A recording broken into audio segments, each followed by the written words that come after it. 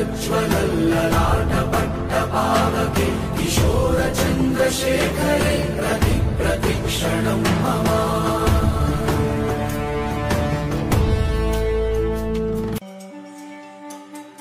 ఇది చోళరాజుల కాలంలో కేవలం బండపైన రాతి స్తంభాలు నిలబెట్టి కట్టిన శివాలయం. ఆ రాతి స్తంభాలు కూడా ఈ కొండపైనే తొలిచి వాటితో నిర్మించారు. అలా రాతి స్తంభాలు తొలిచిన చోటు కోనేరు అయింది.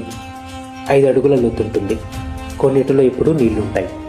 ప్రతి సోమవారం కోనేటి నీళ్లతోనే శివునికి అభిషేకం చేస్తారు. మరో అద్భుతమైన విశేషం, ఈ మల్లయ్య కొండ పైనుండి చూస్తే శివలింగం ఆకారంలో ఉంది.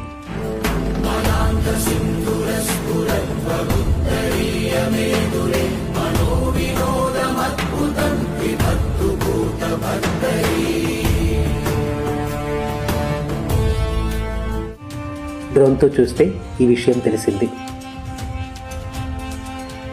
గర్భగుడిలో శివలింగం చాలా ఆకర్షణీయంగా ఉంటుంది. ఈ మల్లయ్య కొండ మదనపల్లికి 10 కిలోమీటర్ల దూరంలో వేంపల్లి దగ్గరలో ఉంది. పాములాగా వంపులుండే మెట్లు మరో ఆకర్షణ. ప్రతి మహాశివరాత్రికి ఇక్కడ 3 రోజుల పాటు జరిగే ఉత్సవం కన్నుల పండుగగా ఉంటుంది. వీలైతే తప్పక దర్శించండి. ఓం నమః శివాయ. ఫుల్ వీడియో లింక్ బయోలో ఉంది.